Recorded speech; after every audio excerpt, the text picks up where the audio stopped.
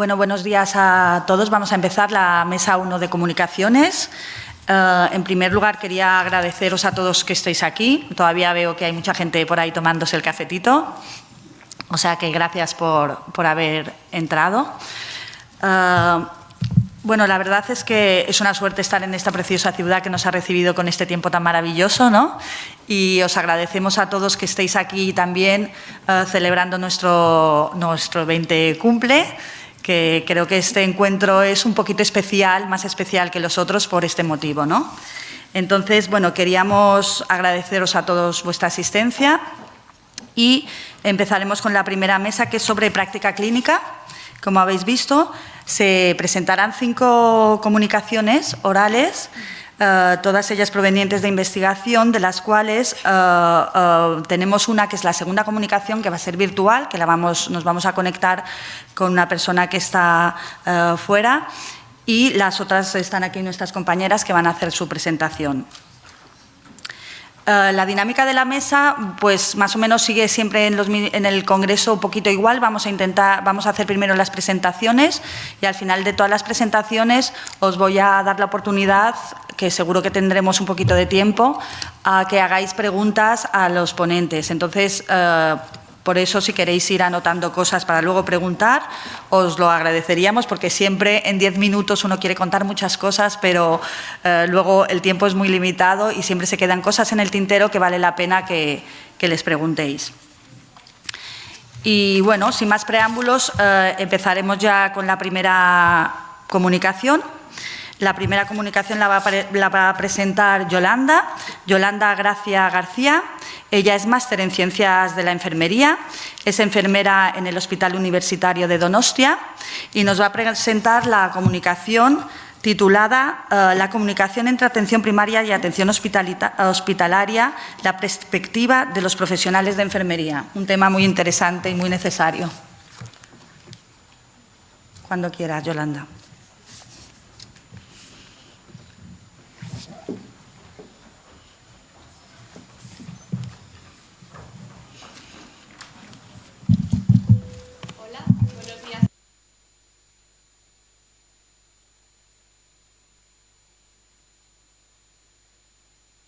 Buenos días a todos, soy Yolanda Gracia. Yo vengo aquí a presentaros los resultados de la investigación Comunicación entre atención primaria y atención hospitalaria, la perspectiva de los profesionales de enfermería.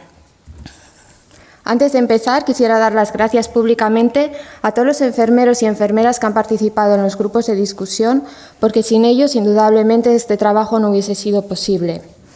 También decir que esta investigación ha sido financiada por el Gobierno vasco, y dar las gracias al Departamento de Investigación de SH Euskadi por el liderazgo, coordinación y apoyo que nos ha dado. Las nuevas necesidades y demandas de atención sanitaria han obligado a los sistemas de salud a reenfocar los objetivos, situando a la persona como eje central de la atención, de forma que la provisión de cuidados desde la visión holística de la enfermería toma una gran relevancia. Así, dentro de este ámbito de actuación, el colectivo enfermero debe asegurar la continuidad de los cuidados a lo largo de toda la vida de las personas. Es en este sentido que la comunicación adquiere una gran relevancia, ya que es uno de los pilares fundamentales que aseguran esta continuidad.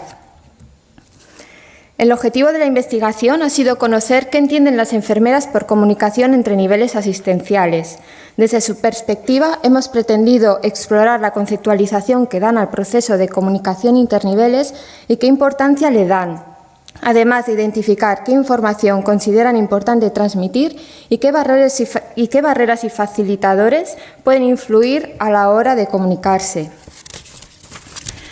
Para conseguir los objetivos, diseñamos la investigación con el paradigma cualitativo bajo el prisma del construccionismo social. El muestreo ha sido teórico hasta la saturación de los datos y ser enfermera de salud mental, pediatría y larga estancia han sido criterios de exclusión porque entendemos que estos servicios tienen unas características propias.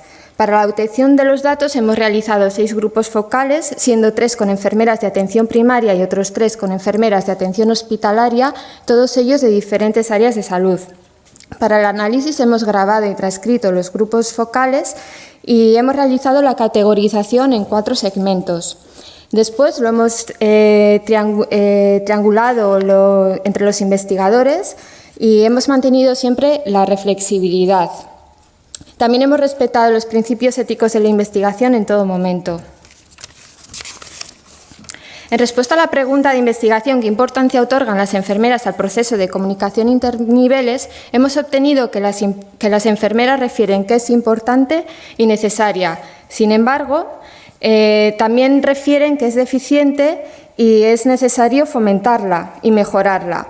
Para ellas, la finalidad de la comunicación abarca a la enfermera y el paciente, y con respecto a este, permite poner en común los eventos ocurridos en su vida, seguir su proceso y facilitar su recuperación. Las enfermeras inicialmente construyen el concepto de comunicación como la transmisión de información. También consideran que el intercambio de información debería de ser bidireccional. No obstante, el concepto evoluciona a medida que avanza el grupo de discusión y las enfermeras identifican entonces situaciones en las que es necesario dar respuesta a necesidades concretas como la resolución de dudas y problemas sociales que afectan al paciente. Y es entonces cuando reflejan el contacto directo con un compañero incorporando otros elementos como pueden ser la inmediatez y que sea a tiempo real. En cuanto a la información, nos encontramos con diferentes resultados en función de en qué ámbito trabajen las enfermeras. Las de enfermeras que trabajan en el hospital refieren que proporcionan información relacionada con dispositivos y curas, y las enfermeras de primaria refieren que proporcionan información sobre aspectos sociales y tratamientos de úlceras. Cuando se refieren a la información que les gustaría recibir, las enfermeras de atención hospitalaria expresan la necesidad de obtener información sobre la situación previa del paciente y aspectos sociales que puedan influir en su recuperación. Las enfermeras de atención primaria echan en falta un resumen del proceso porque entienden que el resultado puede ser el mismo, pero la evolución en el hospital no. También recalcan la importancia de transmitir a qué problemas se va a enfrentar el paciente cuando se vaya de alta a casa. En cuanto a los canales, ven el sistema informático como un medio de comunicación, aunque esta no es directa. Reflejan que el contacto telefónico también es clave, especialmente para aclarar dudas con inmediatez, permitiendo además la interacción. El paciente también es percibido como un canal de comunicación. Como barreras hemos encontrado que, a pesar de expresar expectativas positivas a los programas informáticos, el desconocimiento de su uso y funciones aparece como una de las barreras más destacadas. Dicho desconocimiento provoca que los registros no sean cumplimentados adecuadamente, desaprovechando todo el potencial que ofrecen. Observan también que para obtener la información deben recurrir a diferentes plataformas y consideran que el lenguaje de cuidados que ofrecen requiere un esfuerzo entenderlo.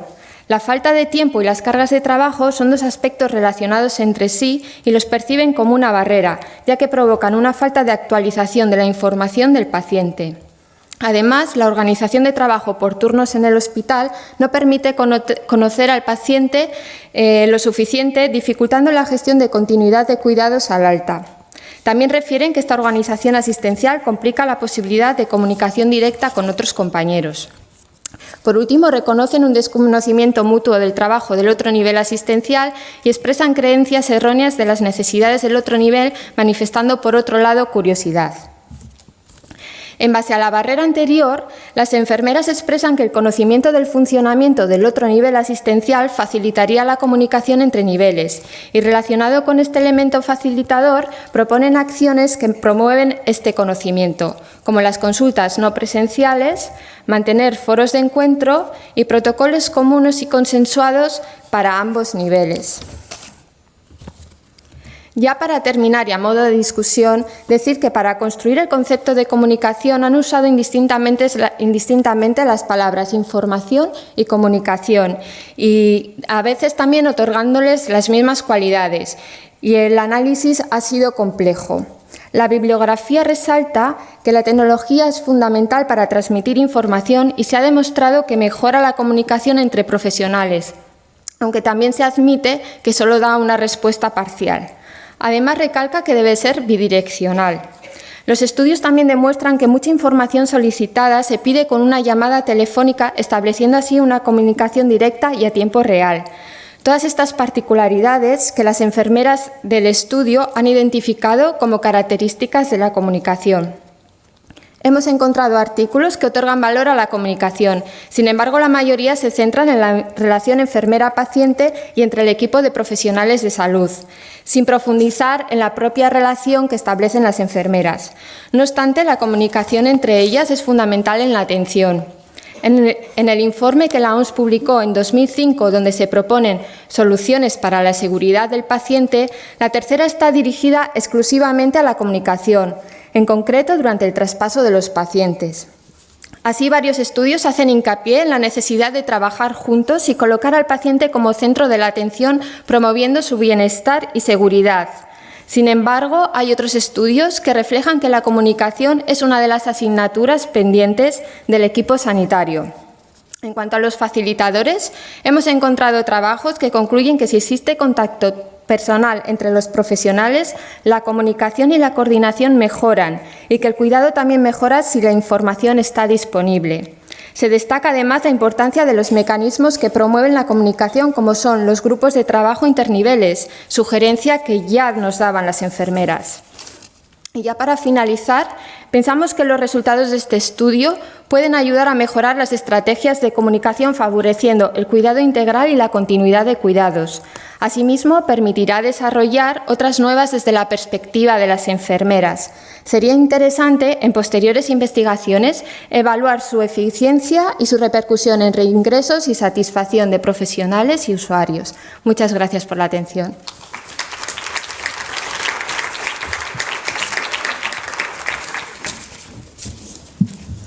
Pues muchísimas gracias, Yolanda, por tu presentación y por ajustarte perfectamente al tiempo. Bueno, ahora vamos a hacer las siguientes dos comunicaciones, están relacionadas, ¿vale? Las dos tratan del tema de las restricciones físicas y la siguiente va a ser la virtual, que vamos a ver si Ana, ¿estás ahí, Ana?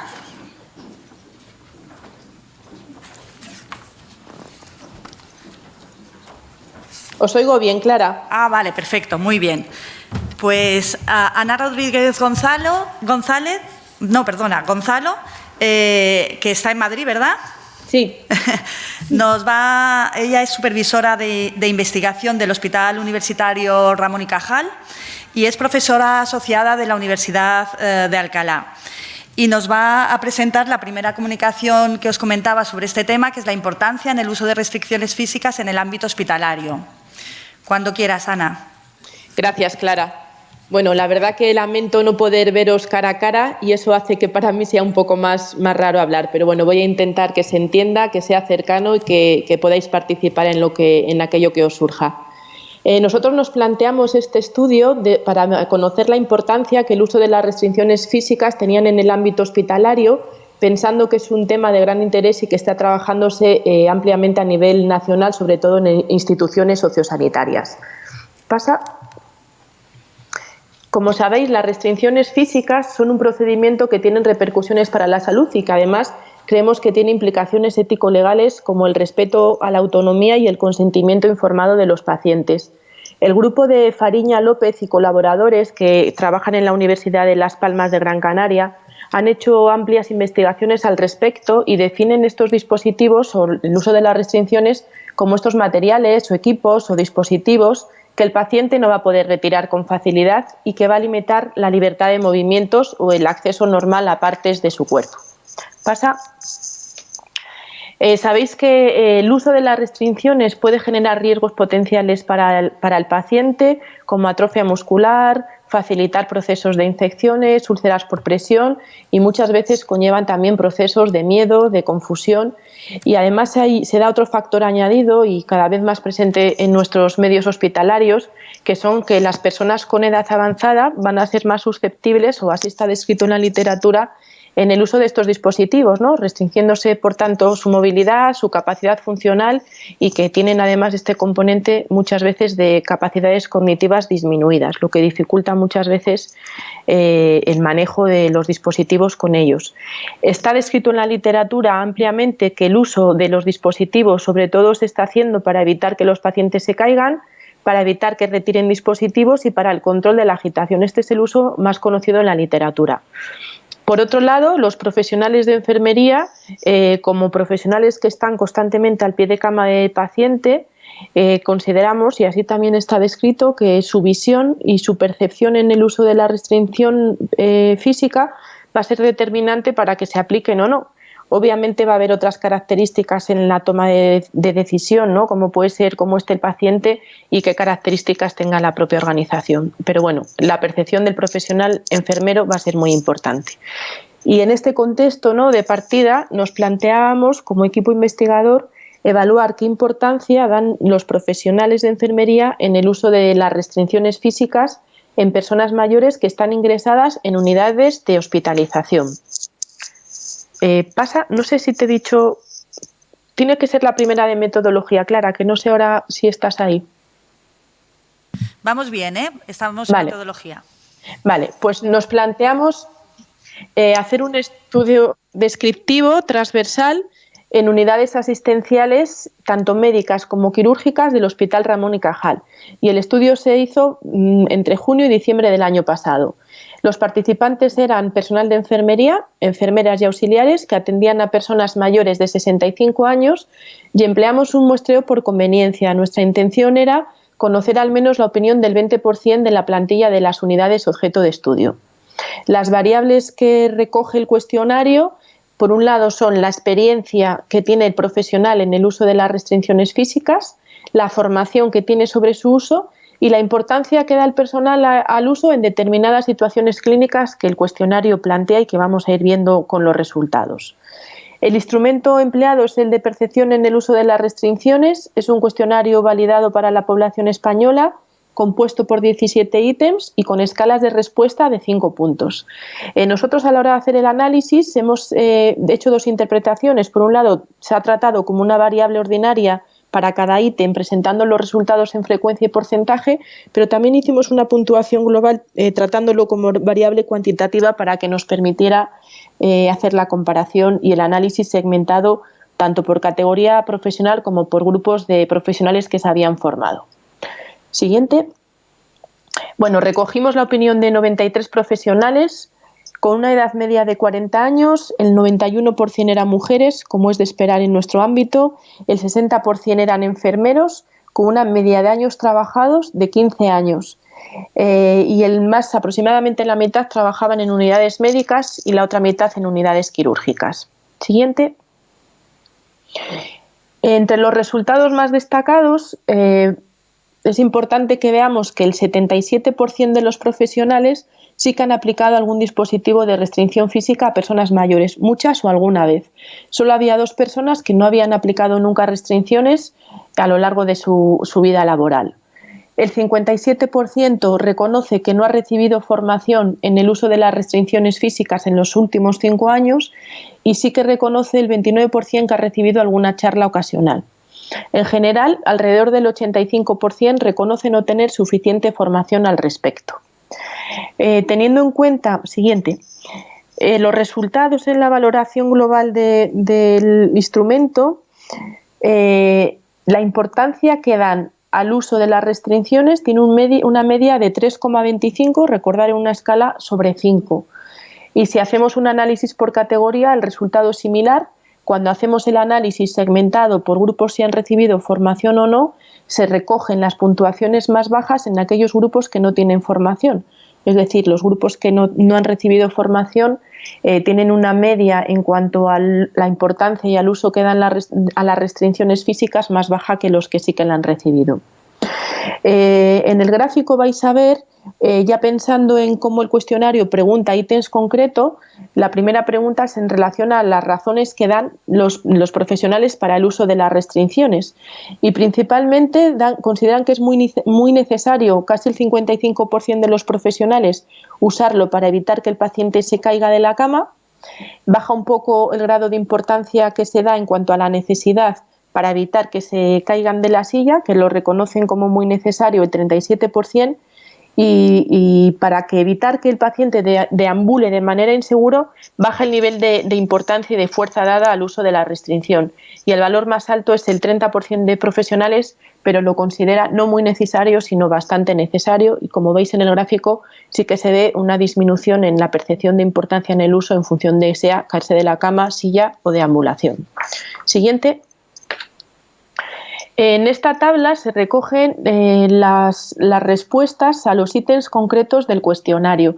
Si os fijáis en aquellos resultados que están subrayados y rodeados en color azul, alrededor del 50% de los profesionales no considera necesario el uso de las restricciones para evitar o bien que el anciano coja objetos de otras personas o bien que un anciano desorientado moleste a otros pacientes.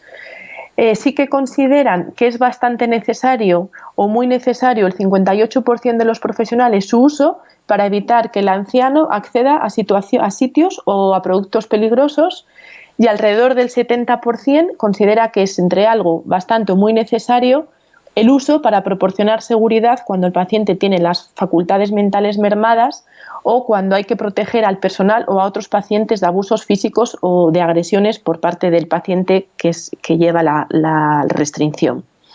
También es llamativo que alrededor del 50% consideran algo bastante necesario su uso para controlar la agitación, y aquí hay porcentajes más bajos en el reconocer el uso para el control de la agitación como muy necesario, ¿no? Baja un poco el peso dado al empleo para este ítem. Siguiente diapositiva. Si tenemos en cuenta qué importancia dan al uso en relación a los dispositivos, consideran que es importante de manera muy necesaria usarlo para evitar que el paciente se quite la sonda vesical, la sonda nasogástrica o el catéter endovenoso. Como veis en los gráficos, son los valores más altos de la figura. Sin embargo, creen que baja el nivel de necesidad de uso cuando se trata de manipular la herida o el apósito. Siguiente diapositiva. Entrando ya en la discusión, sí que nuestros resultados confirman algo igual que otras publicaciones como la de Hyun en relación a la alta frecuencia que se da en el ambiente hospitalario del uso de las restricciones físicas. Igual que en la literatura, sí que se usa principalmente para evitar la retirada accidental de dispositivos, como veíamos, sondas y catéter, y caídas, aunque es verdad que la literatura recoge también la importancia de su uso muy destacado para el control de la agitación, y nuestros resultados dan valores más bajos en ese empleo. Y de forma paralela a la descripción de estos usos, sigue reconociéndose y se pone de manifiesto así en el estudio un alto desconocimiento sobre el uso adecuado de las mismas. Y esto creemos que tiene mucho peso en la práctica clínica, que nos enlaza con la reflexión de la siguiente diapositiva en relación a qué implicación tiene esto para nuestra práctica y para nuestro manejo diario de los pacientes, ¿no? Creemos que si conocemos los factores que están condicionando la aplicación de las restricciones físicas en nuestro contexto hospitalario, desde ahí vamos a poder diseñar mejores estrategias formativas para dotar a los profesionales de más conocimiento sobre qué alternativas, ¿no?, que es una de las cosas a las que damos mucha importancia, hay para el uso de medidas alternativas para evitar que se usen restricciones que limiten la movilidad, pero que a la vez, por supuesto, se mejore y se garantice la seguridad de los pacientes hospitalizados. Siguiente. Bueno, este es un poco el cierre de la presentación. Muchas gracias a todos. Muchísimas gracias, Ana. Nos hemos compenetrado muy bien en el pase de diapositivas. Se te ha oído perfectamente. Gracias. Y bueno, quédate ahí pendiente por si luego al final hay alguien que te quiera hacer alguna pregunta, ¿vale? Sí, estoy disfrutando de la mesa además. Muchas gracias. Venga, muchas gracias a ti. Bueno, pasamos a la siguiente presentación que nos la va a hacer Montserrat Tiñena Amorós. Ella es enfermera del Hospital Vall d'Hebron. Trabaja en la unidad de gestión del conocimiento y desde el año 2012 ya llevan 5 años en que el centro es uno de los centros comprometidos con la excelencia y nos va a presentar la comunicación de la evaluación también sobre las restricciones físicas. Cuando quieras. Hola, buenos días a todos. Bueno, seguimos hablando de contenciones. Nosotros os vamos a presentar un pequeño estudio que hemos hecho sobre el impacto de las intervenciones formativas que hemos diseñado para sensibilizar en el uso racional de las contenciones. El uso de las contenciones se enmarca dentro del programa de seguridad del paciente con una política corporativa de reducción de las contenciones en el ámbito hospitalario. Somos un centro comprometido con la excelencia desde el año 2014, a principios del 2015. Y en este programa nosotros implantamos, una de las guías que implantamos fue la prevención de las caídas. Dentro de la prevención de las caídas, una de las recomendaciones tiene que ver con las contenciones, con el uso de barandillas, etc. Esto nos permitió ahondar un poco en un tema que es siempre candente, que es el de las contenciones, ¿no? Y diseñamos un plan de formación que luego hemos ido cambiando con el tiempo. Digo, porque el primer año hicimos un plan de formación con cursos de libre acceso que, bueno, que no nos dio demasiado buen resultado, ¿no? Entonces, rediseñamos el curso formativo, ¿no? El itinerario formativo, que nosotros lo llamamos, está compuesto por diferentes módulos. No solamente es formación, son charlas, sesiones de intercambio, de conocimiento, revisión de casos ya cerrados, módulos concretos sobre el cuidado de las sujeciones y de cómo aplicarlas, y luego sobre el uso racional de las contenciones. Todo esto forma parte, es uno de los módulos que tiene que ver con la guía de caídas. El estudio se trata de analizar la efectividad de este plan formativo en cuanto a la traslación a la práctica, ¿vale? En él se incluyen 50 unidades de hospitalización. Bueno, el hospital es muy grande, entonces hay 50 unidades de hospitalización que han sido analizadas en estos 3 años, el 13, 14 y el 15. Se registra el número de ediciones formativas, los profesionales formados, el número de pacientes ingresados, pacientes con sujeción, días, número de caídas registradas y una parte cualitativa que era el análisis de la revisión de los casos, donde se pedía que se contemplara, ¿no?, una revisión interdisciplinaria, la justificación de la contención, la adecuación de esa intervención, la revaloración, la medicación, la valoración del riesgo, puntos débiles, acciones de mejoras. Y bueno, esto fue un análisis cualitativo de las actas que se elaboraban tras haber revisado el caso, ¿no? Los datos cuantitativos se hicieron a través del Business Object y esto nos permitió acceder a 125.530 pacientes, aproximadamente, no os detallo números exactos, pero unos 40.000 pacientes por año. Hicimos 22 ediciones formativas ya arregladas por estos itinerarios, con estos módulos. El número de profesionales formados se fueron 480 de 3.039 que forman la plantilla de enfermería del hospital. Y como veis, a pesar de haber hecho un gran esfuerzo formativo, pues solo alcanzamos de momento al 15, casi el 16% de la profesión de enfermería, ¿no?, del colectivo de enfermería. Es decir, que todavía tenemos mucho que andar y mucho que hacer. La revisión de los casos, en las actas, pudimos ver que durante el primer año, el análisis de las actas, en general, se justificaban todas las contenciones, así en bruto, ¿no? Y simplemente se acordaban acciones de mejoras ligeras, muy sucintas, ¿no? Se intentaba decir que se revaloraría la prescripción médica, la farmacológica, la revaloración, pero no iban mucho más allá. En cambio, al año siguiente sí que vimos que en las actas de dicha revisión de casos se adentraban mucho más allá y se introducían mejoras encaminadas en cuanto a la valoración de la conducta, al estado mental, otras medidas alternativas, un punto muy importante que habían fallado y por lo cual se llegaba a la contención, pero había que analizarlas, y también la estandarización del consentimiento informado.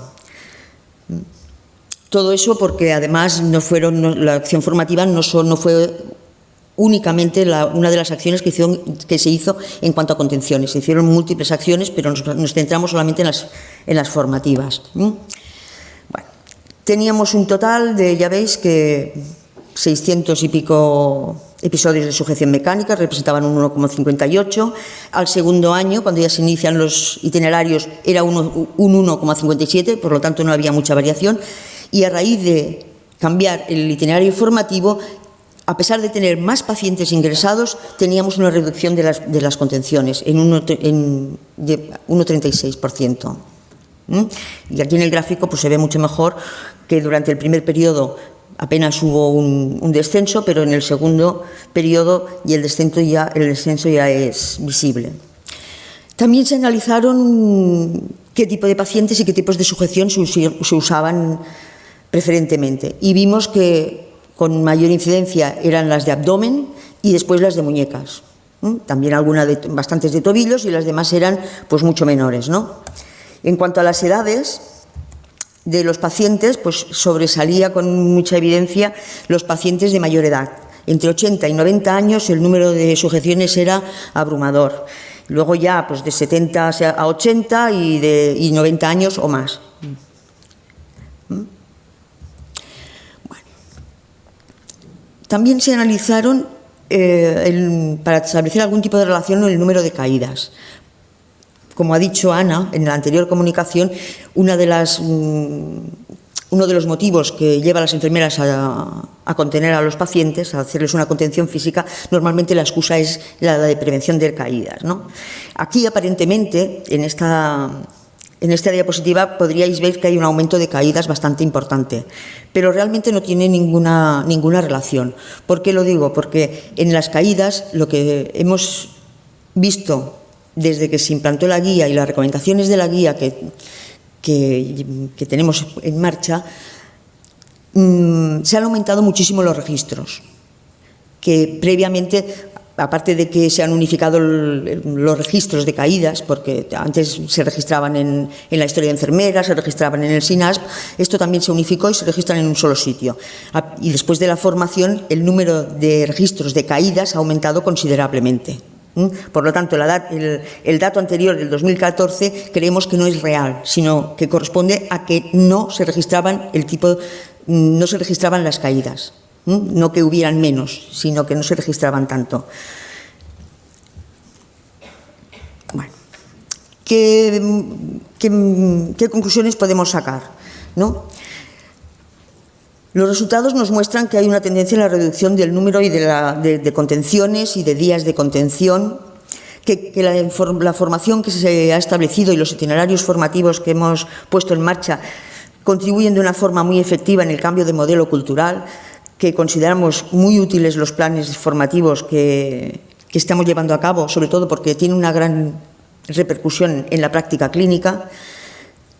Como ya os he dicho, no muestran una relación directa con el número de caídas. Y creemos que las revisiones de casos, por lo que hemos podido analizar y ver por escrito, ¿no?, han sido las intervenciones más efectivas. El poder reflexionar, dar la oportunidad de que se reflexione de forma multidisciplinar casos que ya tenemos documentados, ha sido de mucha utilidad.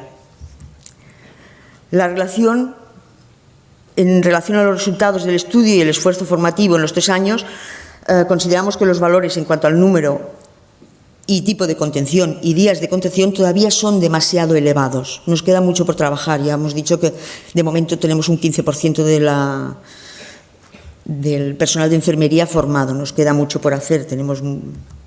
Esperamos que en las próximas ocasiones podamos dar datos mucho más elevados en la reducción de contenciones.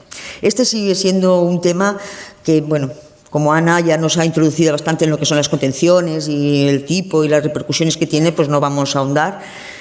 Es un tema que sigue generando muchísima preocupación. Ver estos datos nos alarma mucho. Creemos que es una práctica demasiado común, que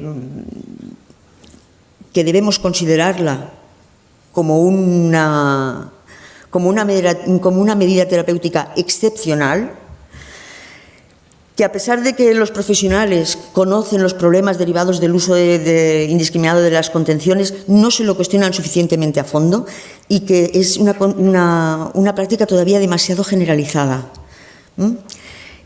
Esto crea la necesidad no solo de asesorar a los profesionales en valorar la contención y su indicación, sino asegurar las mejores condiciones de seguridad. promover un cambio cultural profundo que provoque que ese modelo asistencial sea mínima y justificada. Y con esto termino. Muchas gracias a todos. Muchísimas gracias, Montse, por tu presentación. A continuación nos va a presentar la próxima comunicación Gizem Durmaz.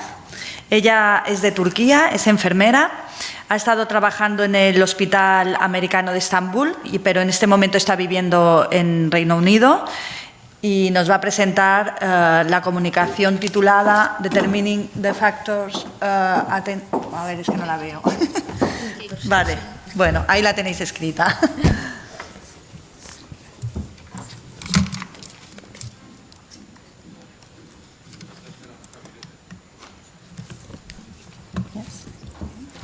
Cuando quieras. Good morning, everybody.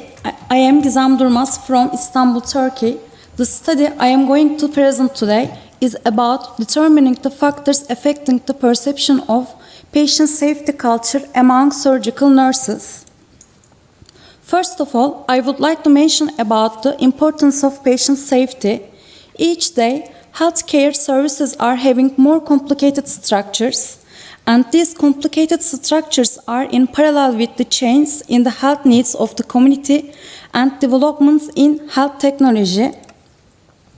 In the meantime, each day there are more risks for healthcare workers such as doctors, nurses, psychotherapists, pharmacists, and many more, and for the patients who need their healthcare services.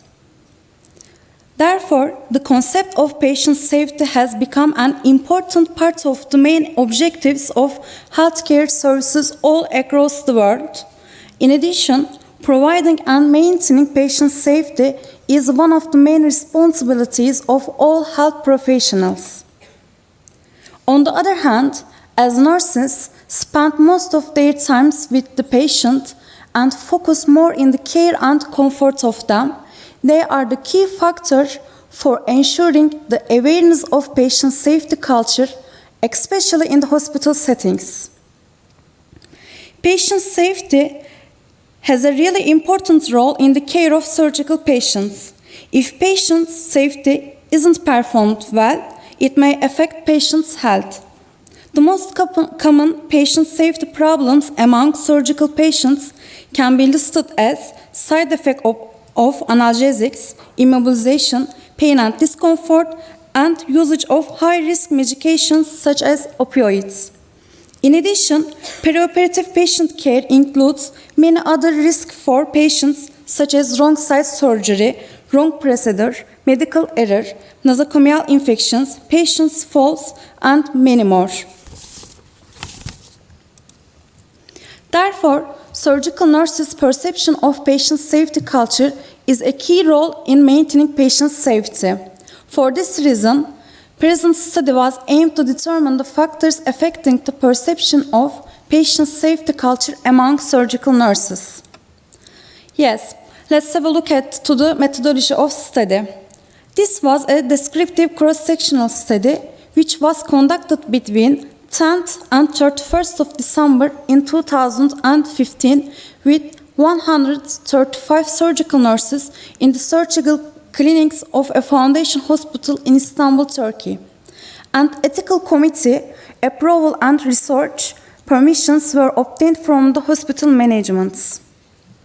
Sociodemographic information and patient safety culture scale were used to determine the level of nurses' patient safety culture and the factors affecting the perception of patient safety. The data were analyzed by SPSS 21 package program. Normal distribution of the data was tested by one sample Kolmogorov-Smirnov test. Homogeneously distributed data were analyzed descriptively by using mean, standard deviation, and frequency. Comparative analyses were done by using independent simple t-test, one-way ANOVA, and Pearson correlation analysis. Linear regression analysis was used to investigate the factors affecting patient safety culture. Now, I would like to share the results of the study. In the first chart, it can be seen that 83.7% of the nurses were female, And as shown in the second graphic, 62% of the nurses were graduated in university degree and 13% have had master degree in nursing. The number of patients taken care during a shift varied from 3 to 5. 64.4% of the nurses state that normally they take care of 4 patients during a shift. It can be said that this number is good in terms of being able to give holistic nursing care. When we asked the nurses if they take a part in the patient safety committee in the hospital, and only 16.3% of nurses said yes.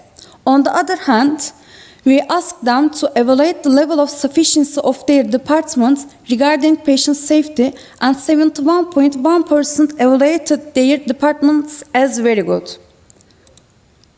On the other hand, 78.5% of the nurses didn't report any patient safety incidents in the last year. It shows that the nurses are following patient safety rules and paying attention to avoid safety problems. When we have investigated the factors affecting the level of patient safety culture among nurses, it was found that there wasn't any significant difference in the level of patient safety culture among nurses in terms of gender, marital status, number of patients taking care in a shift, type of patients regarding surgical area, duration of working as a nurse, taking a role in patient safety committee, and taking a part in hospital's quality studies. On the other hand, age and working period in the same hospital were found poorly and negatively correlated with the level of patient safety culture. Also, increase in the educational level of nurses was found significantly related with the good level of patient safety culture.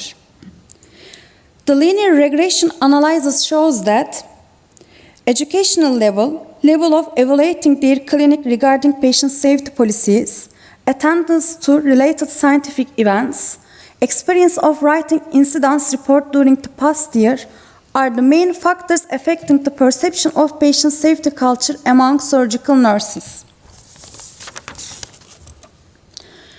In parallel with these findings, it can be suggested that hospital managers should raise the awareness of surgical nurses regarding patient safety, try to maintain the level of awareness by continuous education programs, and support them to attend to scientific events related to patient safety.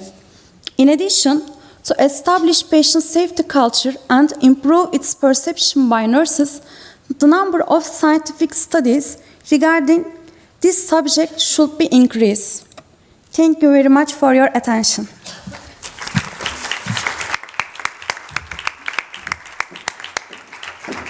Muchísimas gracias, Guizem, por tu presentación. A continuación vamos a cerrar la mesa con María Magdalena López Jiménez. Ella es enfermera, trabaja en la unidad de soporte enfermero de los sistemas de información del Hospital de Belviche y es miembro del grupo de investigación del instituto del mismo hospital. Nos va a presentar el análisis del registro de la valoración enfermera en pacientes hospitalizados con el uso de la terminología ATICS.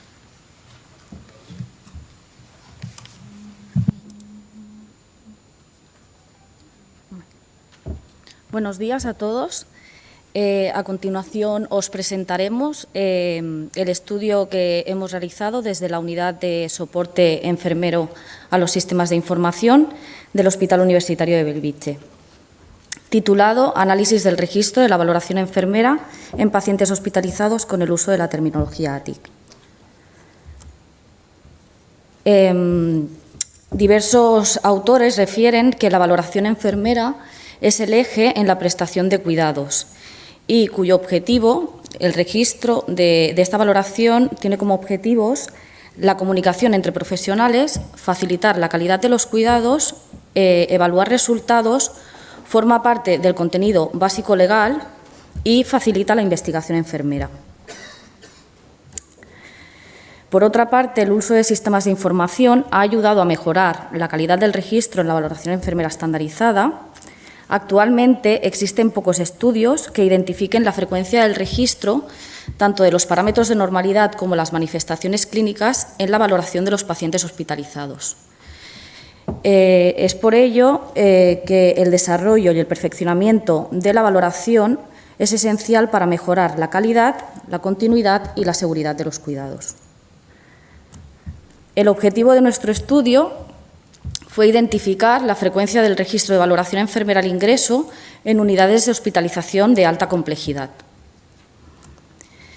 Se trata de un estudio observacional, descriptivo y retrospectivo realizado en el Hospital Universitario de Belvitge de enero a marzo de 2016, en el que se incluyeron pacientes adultos ingresados en unidades de hospitalización convencional y de cuidados intermedios.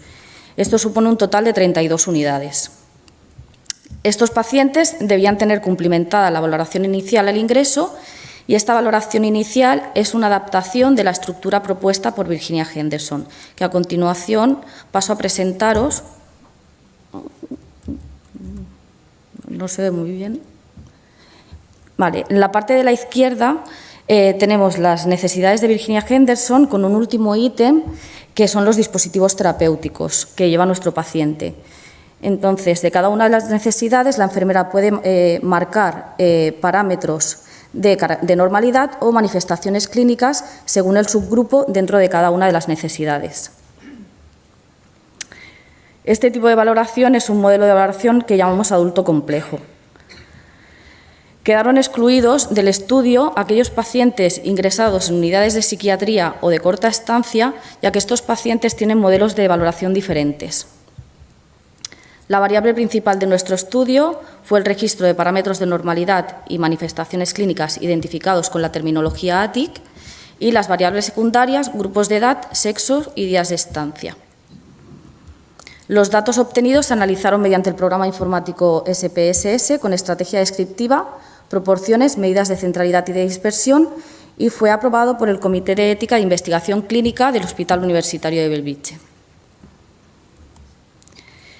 Se analizaron un total de 4.558 episodios de pacientes ingresados en unidad de hospitalización convencional o semicríticos, de los cuales un 59% eran hombres y un 41% eran mujeres, con una estancia media de 7 días y se registraron de media un total de 25 parámetros. De estos 25 parámetros registrados por episodio, 18 parámetros correspondían a características de normalidad y 7 correspondían a manifestaciones clínicas del paciente. Si evaluamos la frecuencia del registro según las necesidades, obtenemos los siguientes resultados. En más de un 95% de los episodios se valoraron las necesidades de eliminación, alimentación y nutrición, higiene, vestir y dispositivos terapéuticos. Entre un 82% y un 95% se valoraron las necesidades de reposo y sueño, termorregulación, seguridad, comunicación, adaptación, rol y relaciones y aprendizaje. Y en menos de un 82% las necesidades de oxigenación y movilidad e inmovilidad.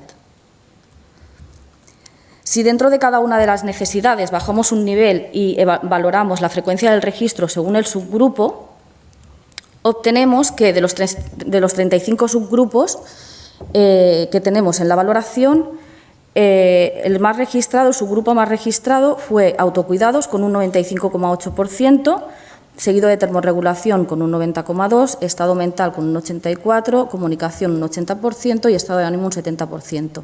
Y los menos registrados fueron mucosas y tegumentos con un 11%, heridas con un 10%, lesiones con un 4%, neurológico y recreación. Además de los dispositivos, que los hemos querido poner aparte, de los cuales el subgrupo que más se valoró fueron los accesos vasculares con un 86%. Si dentro del modelo de valoración miramos la frecuencia del registro del subgrupo diferenciando características de normalidad de manifestaciones clínicas, obtenemos los siguientes resultados. De características de normalidad, como he dicho antes, se registraron 18 parámetros por episodio. Dentro de esas características de normalidad, las más registradas fueron termorregulación, estado mental, autocuidado, comunicación, estado anímico, conocimientos y gastrointestinal, mientras que las características de normalidad menos registradas fueron recreación, sentidos, mucosas, espiritual, constitución, circulatoria y aprendizaje. En cuanto a las manifestaciones clínicas que presentan nuestros pacientes, lo que más registramos fueron autocuidados, circulatorio, neuromuscular, respiratoria, actividad, sueño y estado de ánimo, mientras que las menos registradas estaban incluidas dentro de los subgrupos de recreación, idioma, mucosas y tegumentos, espiritual, rol y relaciones, familia y cuidador. Para concluir, decir que la frecuencia del registro de características de normalidad es bastante superior a la de manifestaciones clínicas. Este dato nos sorprendió un poco porque, tratándose de un hospital de tercer nivel con pacientes de alta complejidad, la diferencia debería ser algo menor. El estudio evidencia que el registro sistemático y frecuente se da en parámetros fisiológicos de autocuidado y dispositivos terapéuticos. Sin embargo, el ámbito espiritual, familiar y de rol y relaciones lo registramos bastante menos. Creemos que futuros estudios deberían evaluar el motivo por el que no se identifica la complejidad del paciente en el registro de la valoración enfermera. Proponemos proyectos de mejora del registro de esta valoración. Muchas gracias.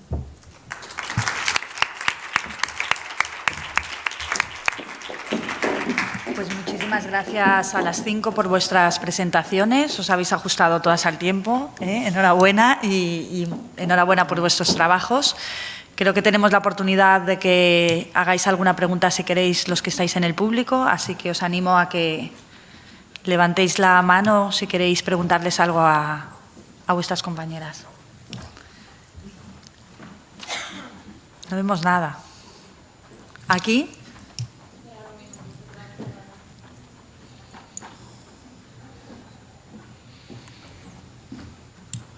Ya nos traen el micro.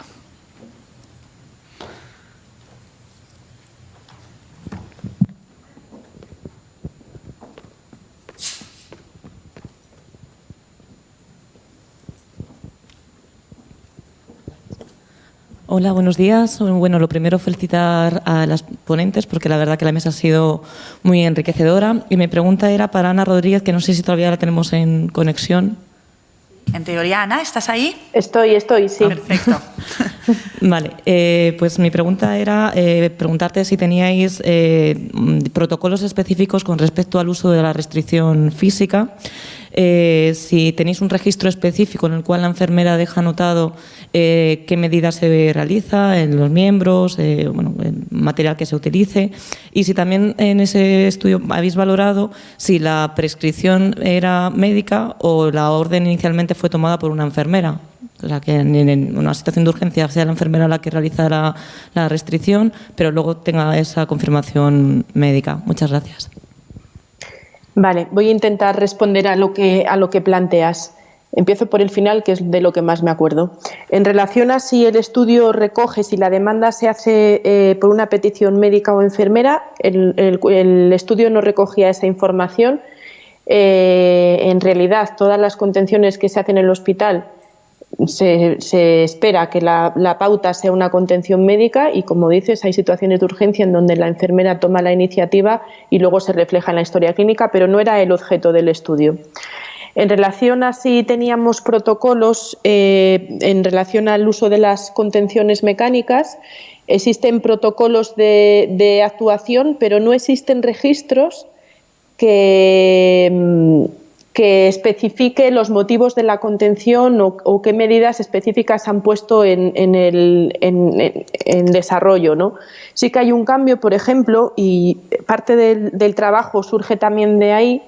Una de las unidades docentes multidisciplinares que tenemos en el hospital es la de geriatría, y con la entrada de los residentes en geriatría y también desde la disciplina de geriatría, que tiene una visión más holística también, ¿no?, y tiene camas específicas en nuestro hospital de hospitalización, se está dando un giro y se está empezando a trabajar desde esas unidades y hacia las medicinas internas, que son las unidades que más registran contención, en cuanto a estrategias formativas y el empleo de alternativas al uso de la contención.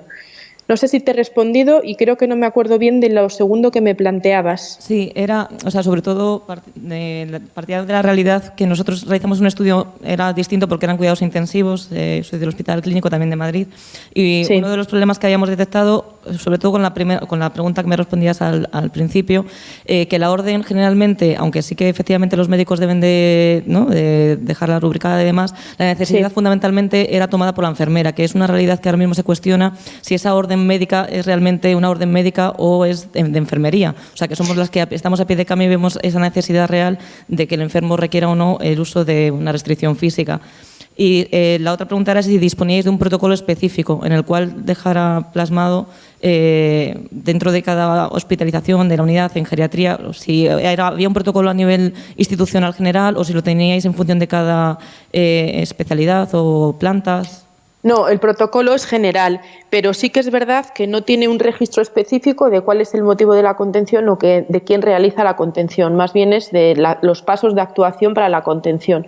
Y aunque es verdad que este estudio no recoge quién da la orden de la contención, sí que recojo lo que me comentas, ¿no? En nuestro hospital también las contenciones muchas veces es el personal de enfermería el que toma la iniciativa de ponerla en iniciativa, y luego es el profesional médico muchas veces a posteriori el que lo deja, digamos, formalizado en la historia clínica.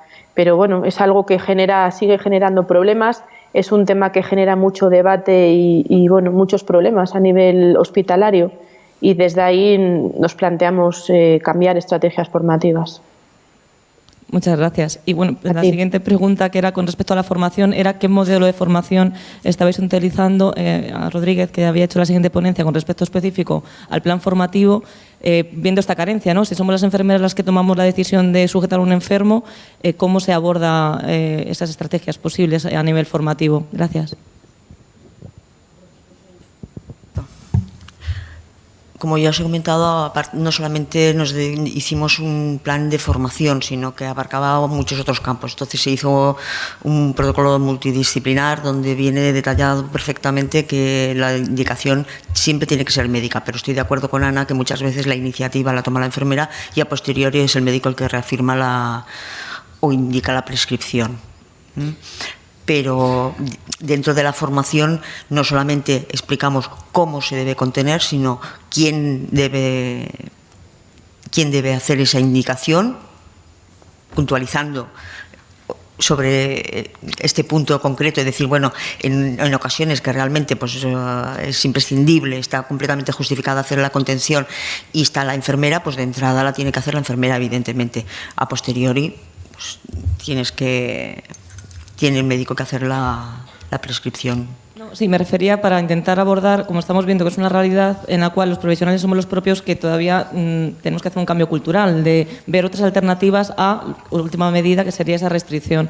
Entonces, no sé, ¿cómo ese plan formativo lo estabais realizando? Para intentar... Las alternativas.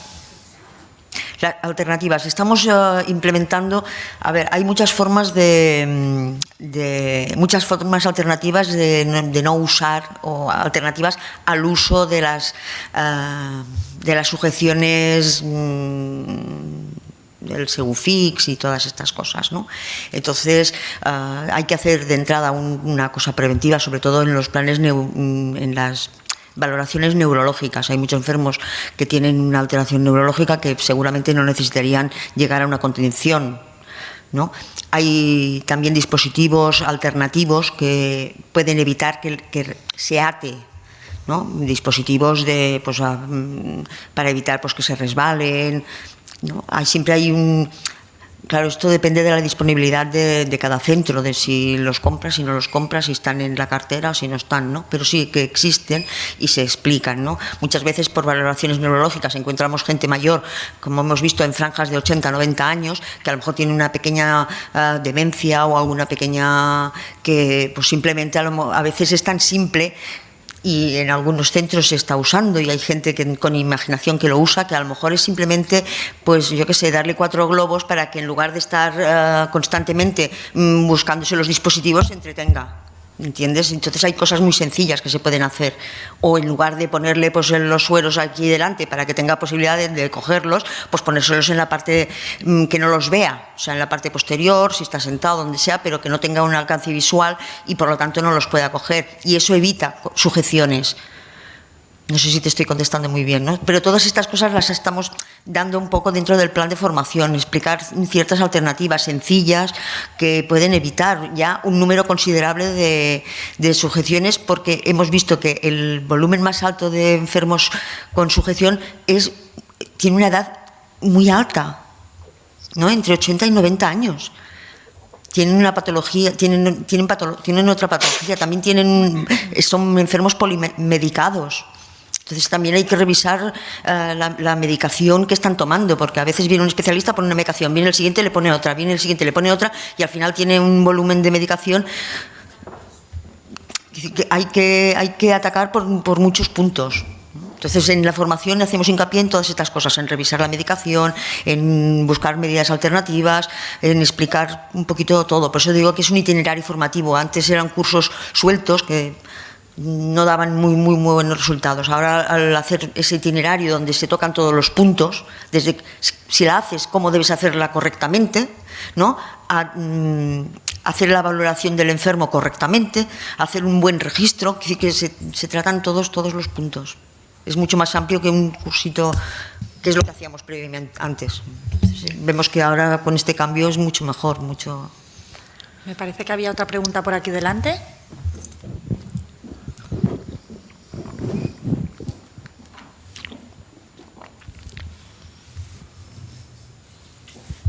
Hola. La pregunta era dirigida a Yolanda, la primera ponente. Lo primero, felicitarte por el trabajo.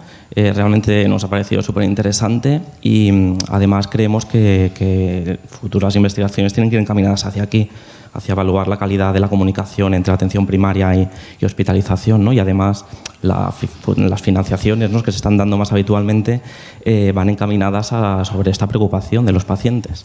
Y por lo tanto, sobre todo, felicitarte por el trabajo. Teníamos una pregunta que era a nivel de uno de los resultados que has presentado, era sobre el lenguaje de cuidados, que sobre todo la enfermera refería que era un esfuerzo entenderlos, ¿no? Y si podías profundizar un poquito más en el lenguaje que utilizáis en el estudio y si es el mismo aplicativo, no es el mismo aplicativo. Gracias.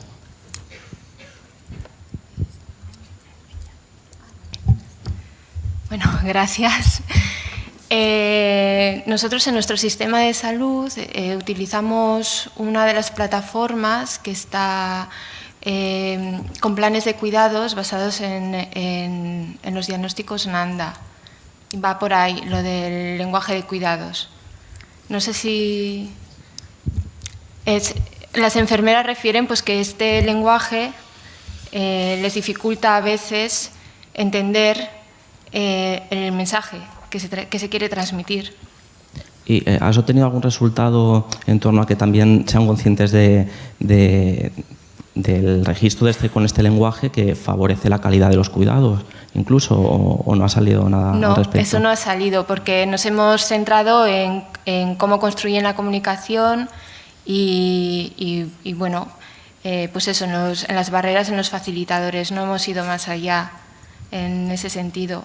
No, ese resultado no, pero sería interesante.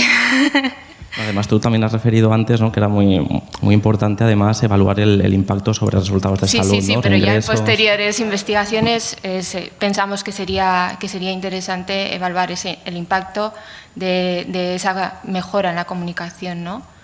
Si realmente somos capaces de comunicarnos mejor, ¿cómo puede influir en la mejora de los cuidados?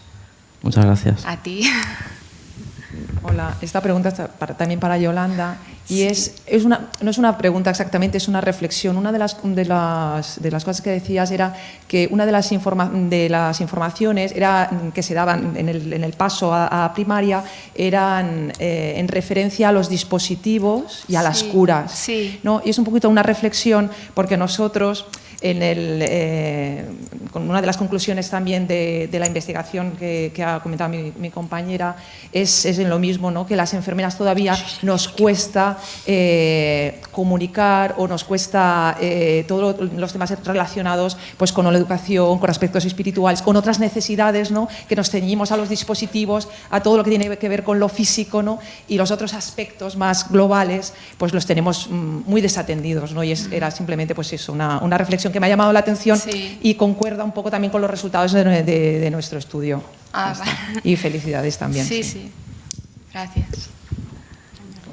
Yo quería primero agradecer a toda la mesa la profesionalidad y la calidad de la investigación, y quería hacerle una pregunta a la señora Tiñena sobre cuál era el método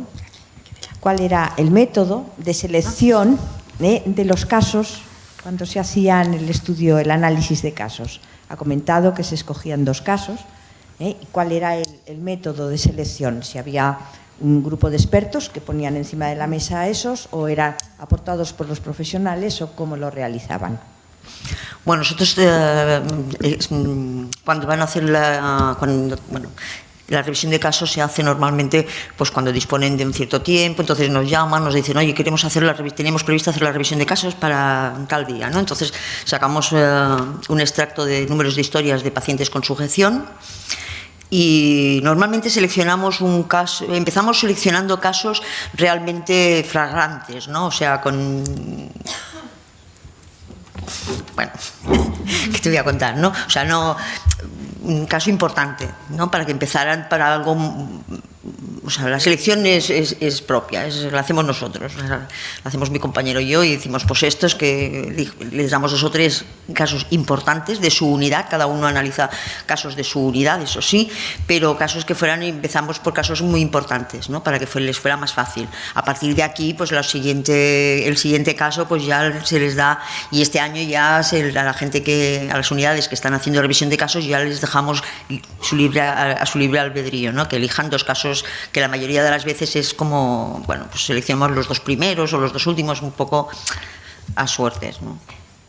Porque realmente todos los casos se tienen que revisar, entonces pero una forma de introducir el tema que no se había hecho nunca, y hacer una sesión de revisión de casos, que era como algo un poco novedoso, ¿no? Sobre todo para la enfermería, que no lo solíamos hacer, y por lo menos nosotros no lo solíamos hacer, pues empezamos por algo que llevara, en donde el grupo pudiera discutir abiertamente de por qué y cómo y de qué manera, y si lo hubiéramos podido evitar, etcétera, etcétera, ¿no? Que fuera un caso fácil. Por allá arriba hay una pregunta.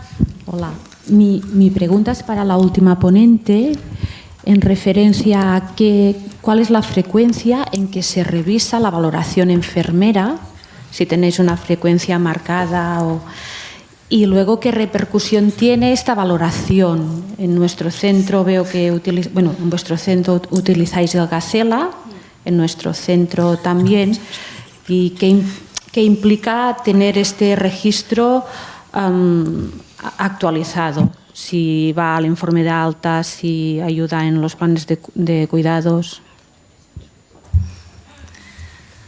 Buenas. A ver, la valoración enfermera, en principio, se hace en las primeras 24 horas del ingreso. ¿Vale? Nosotros insistimos en Gacela, no solo tenemos esa valoración inicial, tenemos una valoración inicial y luego tenemos una valoración focalizada, que la enfermera es la que va modificando a lo largo del ingreso del paciente.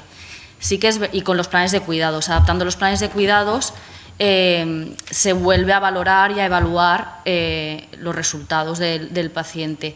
Sí que es verdad que cuando nosotros insistimos, sobre todo cuando hacemos las formaciones, en que esta valoración no tenemos un estándar periódico de cada cuánto hay que revisarla, pero nosotros normalmente recomendamos que la valoración inicial se revise, que se cumplimenten las 14 necesidades de Virginia Henderson con los dispositivos pertinentes, cuando el plan estándar que tenemos en ese enfermo ya no se adapta, cuando cambia tanto el estado del enfermo que se necesita cambiar el plan de cuidados. Y entonces es ahí cuando la enfermera vuelve a revalorar al paciente y establece el plan de cuidados pertinente. Y en cuanto a la repercusión, ¿esta información se queda en la valoración o la utilizáis? ¿Repercute en informes o en...? En principio, la valoración inicial no repercute en informes al alta, porque en el informe al alta lo que queda reflejado es el momento, cómo está el paciente en el momento del alta, y se extraen intervenciones o actividades que el paciente lleva prescritos en ese momento desde el plan de cuidados, pero no tiene mayor impacto durante el proceso. Por allí es la última pregunta. Y Ana, no sé si tú también tienes alguna pregunta desde Madrid o algún comentario. No, agradeceros a todos la participación. La verdad que he disfrutado mucho de la mesa. Vale, gracias. Pues vamos a la última pregunta antes de cerrar la mesa.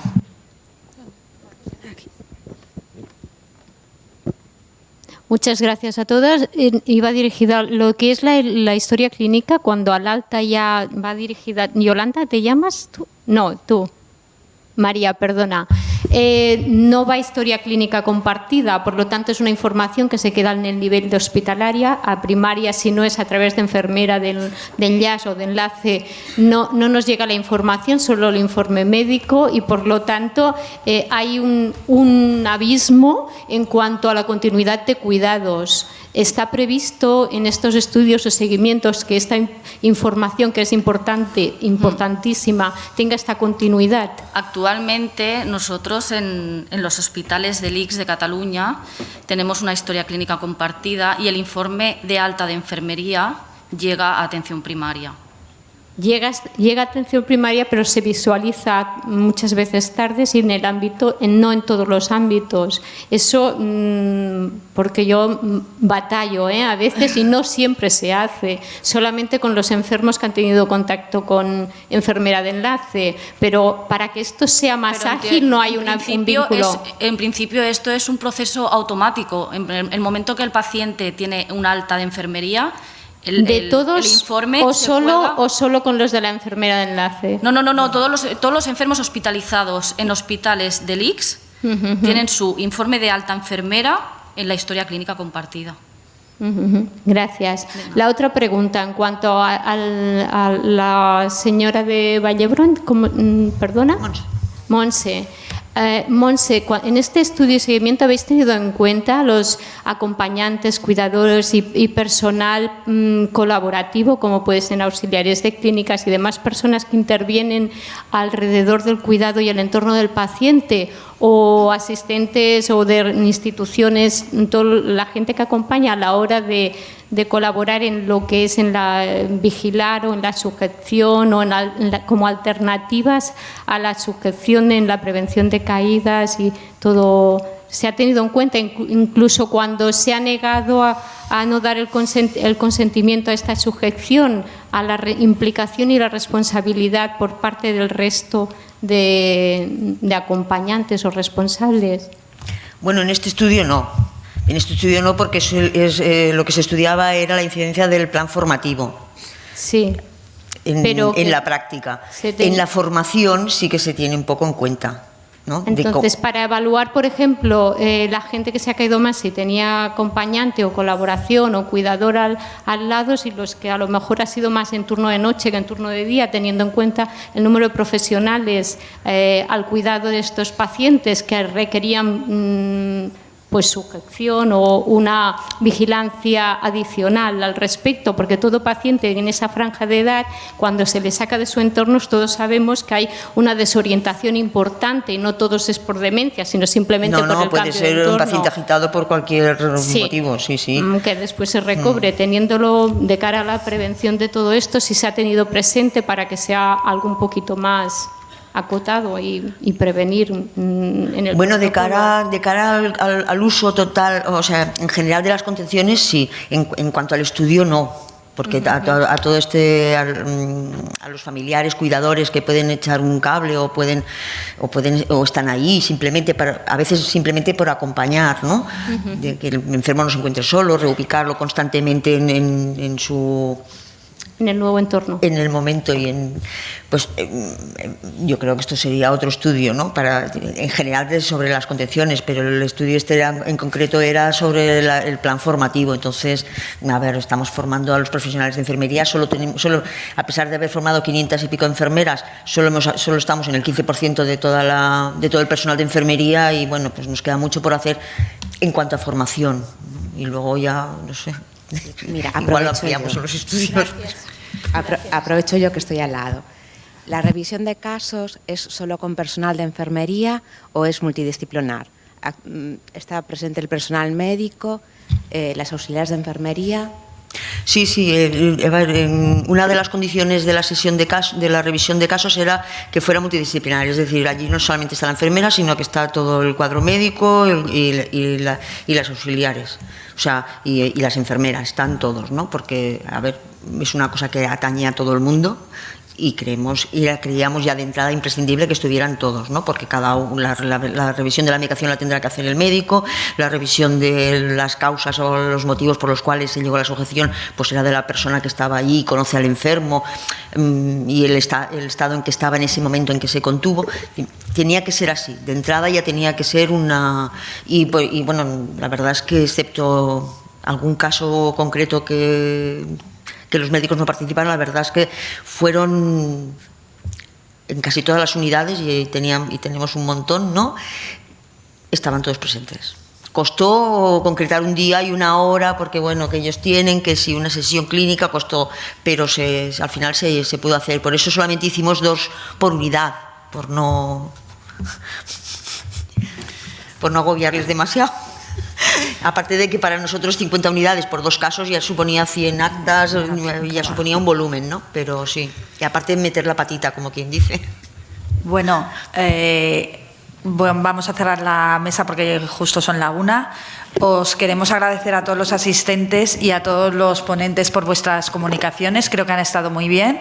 Creo que además nos abren a posibles futuras investigaciones y eso es un lujo, el poder escuchar cosas y que se te vayan encendiendo las ideas de cosas que hay que seguir investigando y profundizando.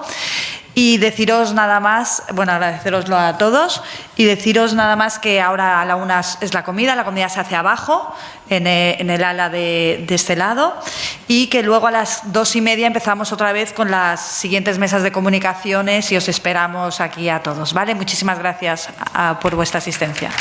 Gracias.